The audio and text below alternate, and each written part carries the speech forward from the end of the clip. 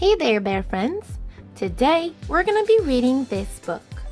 It's called 5-Minute Disney Pixar Stories. Let's get started! Our first story is called Disney Pixar Toy Story 4, A New Purpose. Lightning flashed across the sky as Andy ran into his room with an armful of toys. But he had accidentally left RC outside. When Andy went downstairs, Woody headed to Andy's sister's room to search for the lost toy. Once there, Bo and Woody came up with a plan. Slinky Dog stretched his springy body out the window as Woody scrambled down his back to rescue RC. Moments later, though, Andy's mom came to get Bo and her sheep. Andy's sister, Molly, was giving them away. Woody snuck over to Bo as she stood in the cardboard box. He wanted to help her escape and take her back to Andy's room, but Bo was ready to go. Years passed, and eventually a much older Andy gave his toys to a little girl named Bonnie. She loved them as much as Andy had, but things were different for Woody. He wasn't the favorite toy anymore. When Bonnie was ready for her first day of kindergarten, Woody decided to go with her, just in case she needed him. When she got upset at craft time, he came to her rescue and brought her more art supplies. Bonnie used her imagination to put them together to make a new friend, Forky. She even wrote her name on the bottom of his foot, just as she had with Woody. To Woody's surprise, Forky came to life, just like the other toys.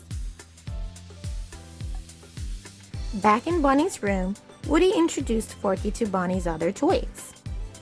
Bonnie made a new friend in class, he told them. She literally made a new friend. Everyone, I want you to meet Forky.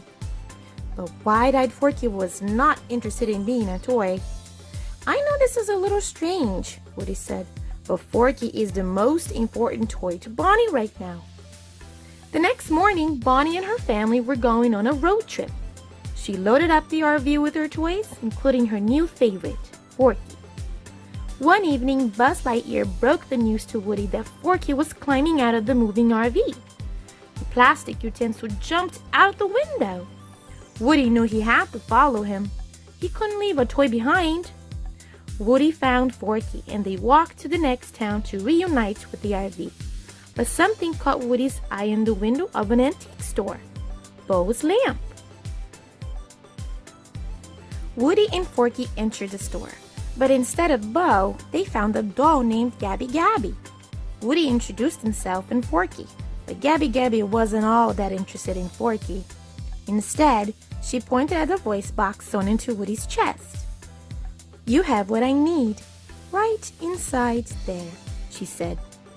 Woody quickly escaped to the playground, but without Forky. Before he could come up with a plan, a busload of campers overran the playground. In the middle of the mayhem, Woody spotted Bo Peep and her sheep. She was part of a group of toys that traveled around to find kids to play with. The two friends couldn't have been happier to see each other. Bo even agreed to help rescue Forky. Meanwhile, Buzz Lightyear had decided to search for Woody and Forky. The brave Space Ranger followed their trail through a carnival, but he was captured and placed on a prize wall. He met some new toys, Ducky and Bunny, who helped him escape. Buzz found Woody and Bo, and the whole group snuck into the store to rescue Forky. Bo pointed to a glass cabinet across the way. That's most likely where your Forky is being kept. Getting to it meant crossing a wide aisle that was patrolled by a dragon, the shop's tough-looking cat. Woody knew he had to get Forky fast. He ran across the aisle and climbed up to the cabinet, but it was locked. Gabby Gabby's dummies surrounded the toys and captured Bo's sheep too. The toy escaped, but now Gabby Gabby had Forky and the sheep. Bo needed to come up with a new plan. She took Woody to meet Duke Kaboom, Canada's greatest stuntman. Both thought Duke could jump across the aisle to the cabinet and rescue Forky and her sheep. But Duke wanted no part of it. He remembered how he disappointed his kid when he failed to make a big jump. That was long before, and Duke hadn't jumped since. "Be the Duke you are right now," Bo encouraged. "The one who jumps and crashes." But Duke didn't make it. He crashed right into Dragon. Woody urged everyone to try again to help him rescue Forky, but the toys were banged up and hurt. Bo was upset that Woody was being so single-minded, so she led her lost toys back to the carnival. Woody went back into the store alone to find Forky, but instead came face to face with Gabby Gabby. Woody listened as she explained how her voice box had never worked properly and she'd never been any kid's favorite toy. He understood how she felt, so he gave Gabby Gabby his voice box and got Forky back in return. Woody's voice box was a perfect match for Gabby Gabby's record. Now it was time to find a kid for her to love, but Gabby Gabby wasn't sure any kid could love her. "Right now," Woody said, "I'm an old rag doll that's been lost, chewed on, burned, ripped apart, thrown away, forgotten, who understands just one thing. I was made to help a child, any child." Woody encouraged her to be who she really was, while Bo Peep helped find the perfect little girl for her. She found someone who was lost and needed a friend. It was a perfect match. Woody and the other toys made their way back to Bonnie's RV.